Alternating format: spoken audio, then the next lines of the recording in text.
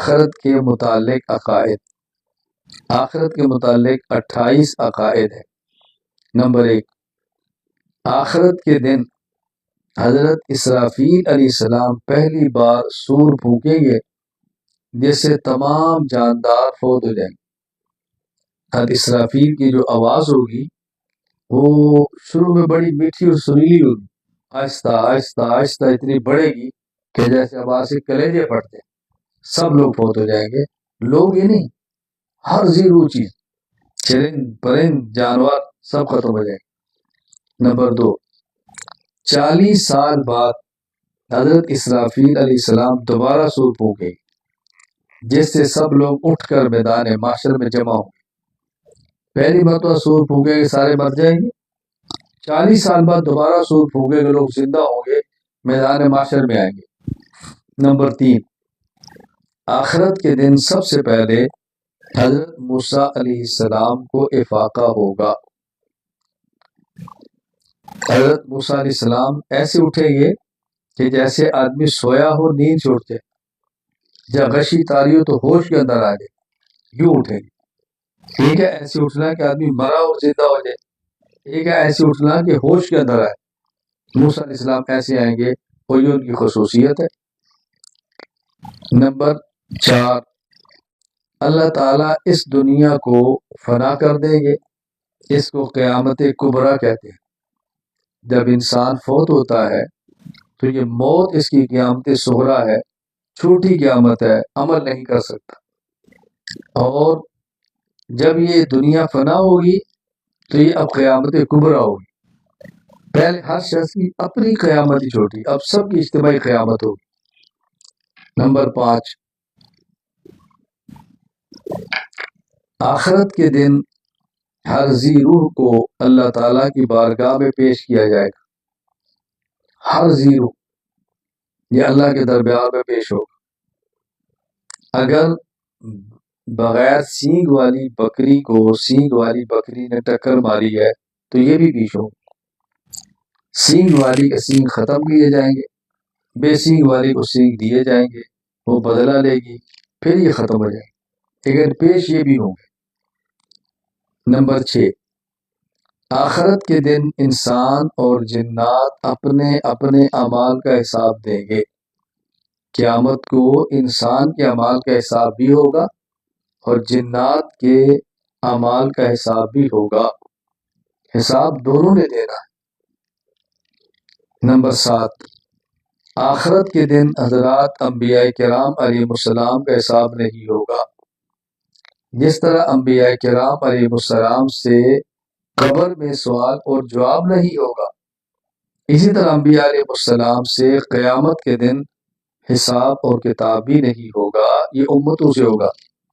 Number 8، آخرت کے دن اہل ایمان اور نیک لوگوں کو ان کا نامہ اعمال دائیں ہاتھ میں، جبکہ کفار اور فساق کو ان کا نامہ اعمال بائیں ہاتھ میں دیا جائے گا۔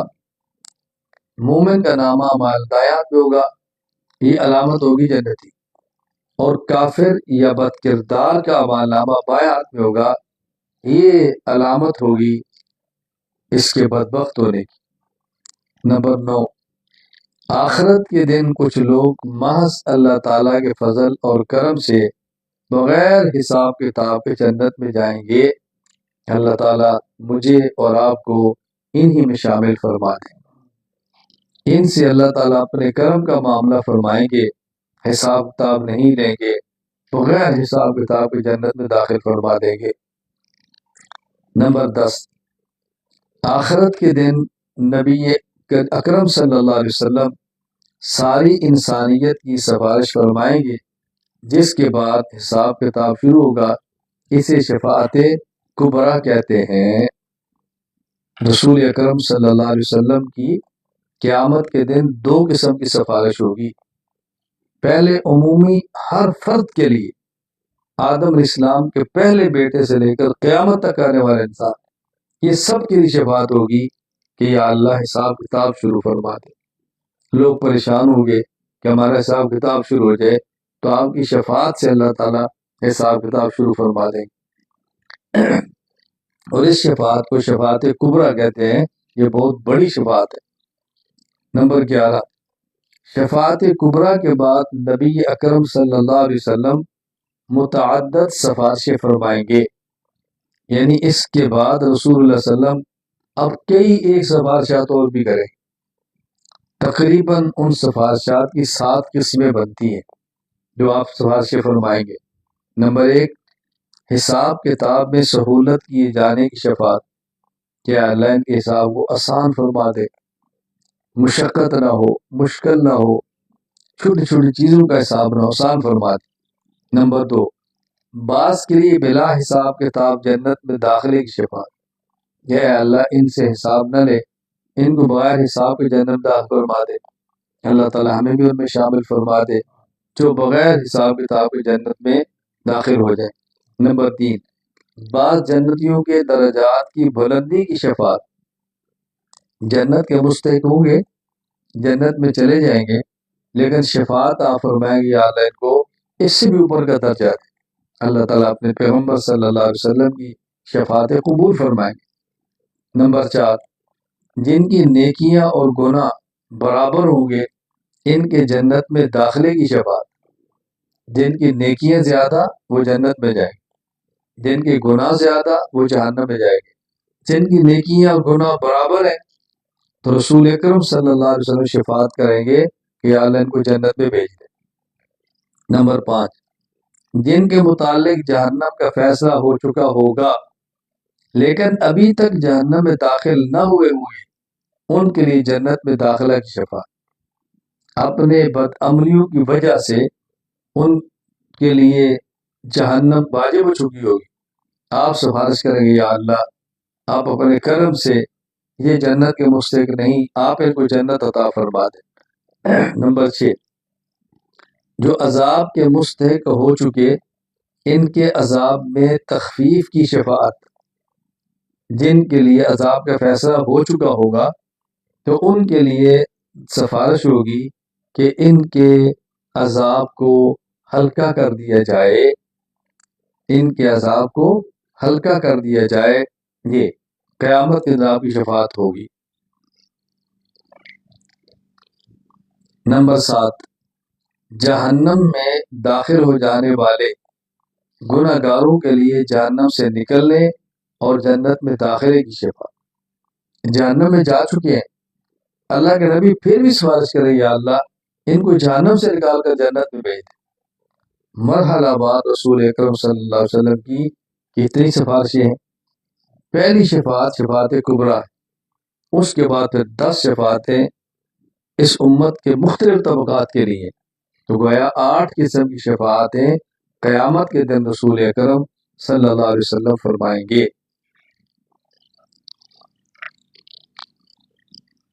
نمبر 12، آخرت کے دن انبیاء کرام علیہ السلام اپنی اپنی امت کے حق میں بخشش اور درجات کی بلندی کی شفاعت فرمائیں گے، یعنی جس طرح ہمارے پیغمبر پاک صلی اللہ علیہ وسلم عمومی اور شفاعت کبریٰ کے بعد اس امت کے افراد کی شفاعت بھی فرمائیں گے، تو گزشتہ انبیاء بھی اپنی امت کے لیے شفاعتیں کریں گے۔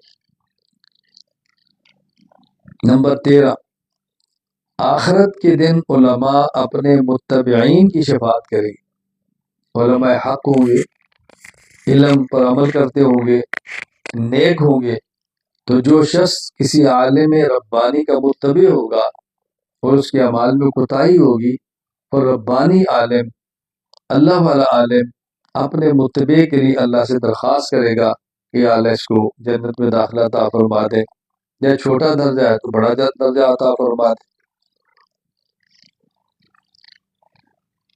نمبر 14، آخرت کے دن ایک شہید 70 لوگوں کی شفاعت کرے گا، ایک شہید ایسے 70 آدمیوں کی شفاعت کرے گا جن کی بدعملیوں کی وجہ سے ان کے لیے جہنم کا فیصلہ ہو چکا ہوگا۔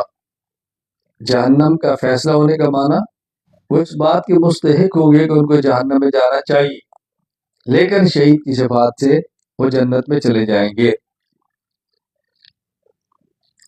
نمبر 14، آخرت کے دن باعمل حافظ قرآن 10 لوگوں کی شفاعت کرے گا۔ ایسا حافظ اپنے خاندان کے 10 افراد شفاعت کرے گا جو خود باعمل ہو۔ اگر حافظ قرآن ہے اور بے عمل ہے یا بد عمل ہے، وہ تو خود پھنسا ہوگا، اس نے کسی اور کی شفاعت کیا کرنی ہے۔ اللہ میں حافظ بنائے اور باعمل بنائے۔ نمبر 15، آخرت کے دن حاجی اپنے قبیلہ کے 400 لوگوں کی شفاعت کرے گا۔ جس شخص کا حج قبول ہو گیا، اللہ اس کو یہ حق دیں گے کہ اپنے خاندان کے 400 افراد کی شفاعت کریں گے، اور اللہ شفاعت کے جس کو حق دیں گے اس کی شفاعت قبول بھی فرمائیں گے اپنے فضل سے، اپنے کرم سے۔ نمبر 16، آخرت کے دن قرآن کریم تلاوت کرنے والے مسلمانوں کی شفاعت کرے گا۔ جو شخص قرآن کریم کی تلاوت کرتا ہے، قرآن اس کے لیے سفارش کرے گا، یا اللہ یہ رات کو مجھے پڑھتا تھا، یہ دن کو میری تلاوت کرتا تھا، تو اس کی مغفرت فرما دے، جو درجات کم ہے اس کو بلند فرما دے۔ نمبر 16، آخرت کے دن روزہ داروں کی شفاعت کرے گا۔ جس نے دنیا میں روزے رکھے، مشقت برداشت کی، خواہشات کو قربان کیا، بھوک پیاس کو برداشت کیا، یہ روزہ شفاعت کرے گا، یا اللہ اس کو معاف فرما دے۔ نمبر 18، آخرت کے دن مسلمانوں کے وہ بچے جو بچپن میں فوت ہو گئے، وہ اپنے والدین کی شفاعت کریں گے۔ تو چھوٹے بچے کا چلا جانا بھی بہت بڑی نعمت ثابت ہوگی کہ والدین کے لیے شفاعت کریں گے، یا اللہ ہم نے جنت میں جانا ہے، ہماری امی کو، ہمارے ابو کو بھی تو جنت میں بھیج دے۔ نمبر 19، آخرت کے دن ترازو قائم کیا جائے گا جس کے ذریعے اعمال تولے جائیں گے۔ کئی ایک ترازو نہیں ہوں گے، ایک ہی ترازو ہوگا، پہلے ایک کا حساب، پھر دوسرے کا، پھر تیسرے کا، پھر چوتھے کا۔ پھر ترازو اتنا بڑا ہوگا کہ بس اوقات اس کو موازین کہہ دیتے ہیں کہ ترازو قائم کیے جائیں گے۔ نمبر 20، آخرت کے دن موت کو ایک دمبے کی شکل میں لا کر ذبح کر دیا جائے گا۔ اس کے بعد کسی کو موت نہیں آئے گی۔ جس طرح اللہ تعالیٰ دیگر اعمال میں سے ہر عمل کو خاص شکل دیں گے، تو اللہ موت کو دمبے کی شکل لے کر ذبح کر دیں گے، بتانے کے لیے کہ موت نہیں آئے گی کہ کسی بندے پر موت ہے اور اس عذاب سے بچ جائے، ایسا نہیں ہوگا۔ نمبر 21، آخرت کا ایک دن بعض لوگوں کے لیے 50,000 سال، بعض کے لیے 1,000 سال، اور بعض کے لیے بالکل مختصر ہوگا۔ ہر انسان کے اعمال کے حساب سے قیامت کے دن اس کو یہ دن محسوس ہوگا، کسی کو 1,000 سال کے برابر، کسی کو 50,000 سال کے برابر۔ 22، نمبر 22، آخرت کے دن جہنم کی پشت پر پل صراط بچھا دیا جائے گا۔ ادھر میدان محشر، آگے جنت اور درمیان میں جہنم، اس جہنم کے اوپر پل صراط ہوگا۔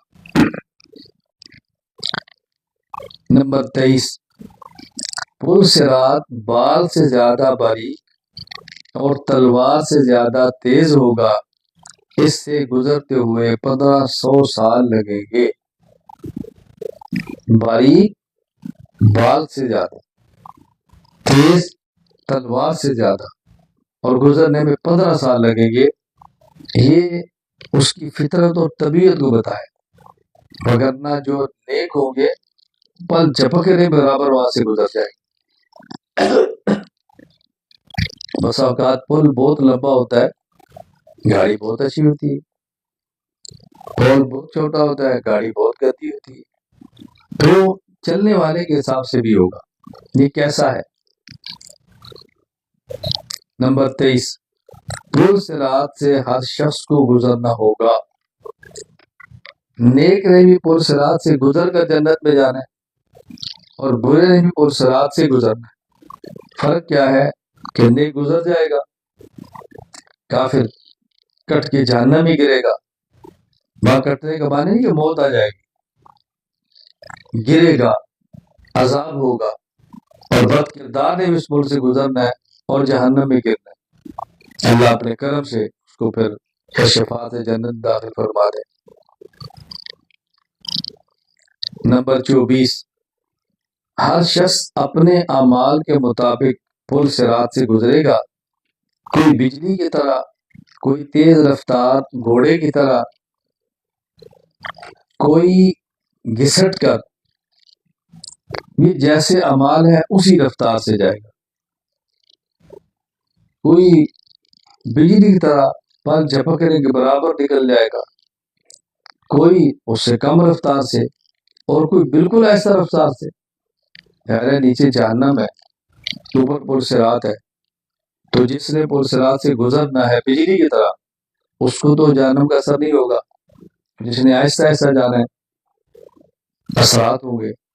अल्लाह हम सबको पहली किस्म में शामिल फरमा दे कि बिजली की तरह गुजर जाए। नंबर 25,